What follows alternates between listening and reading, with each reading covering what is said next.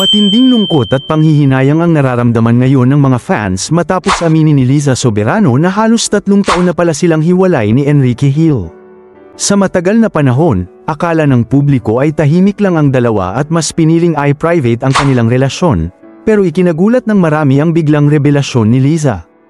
Ayon sa mga malapit sa aktres, mahirap man para kay Liza ang mag-open, napagdesisyonan na niyang ilantad ang katotohanan dahil ayaw na niyang magpatuloy sa maling akala ang kanilang supporters. Ngunit sa kabila nito, isa sa pinakanasaktan ay walang iba kundi si Enrique.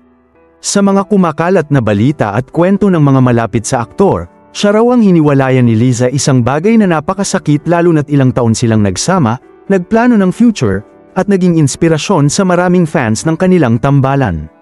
Kitang-kita raw ang lungkot sa mga mata ng aktor. At bagamat hindi pa siya nagbibigay ng detalyadong pahayag, dama ng mga malalapit sa kanya ang bigat ng kanyang pinagdadaanan. Marami ring fans ang nagsabing sila'y nagulat, dahil all this time ay umaasa silang magkakatuluyan pa rin sina Liza at Enrique sa bandang huli. Ngunit ngayon, tila tuluyan ang nawasak ang pangarap ng mga Lizken supporters.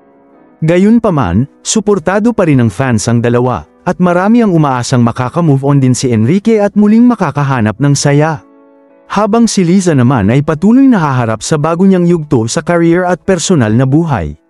Sa ngayon, nananatiling tahimik si Enrique pero ramdam ng lahat na napakalalim ng sugat na iniwan ng hiwalayang ito. Isa itong patunay na kahit ang mga pinakamakukulay na love story sa showbiz ay may hangganan din. Ano ang masasabi niyo sa revelasyon ni Liza at sa sakit na nararamdaman ngayon ni Enrique? Suportado niyo pa rin ba ang Lizken kahit magkaiba na ang kanilang landas? I-share niyo ang inyong saloobin sa comments.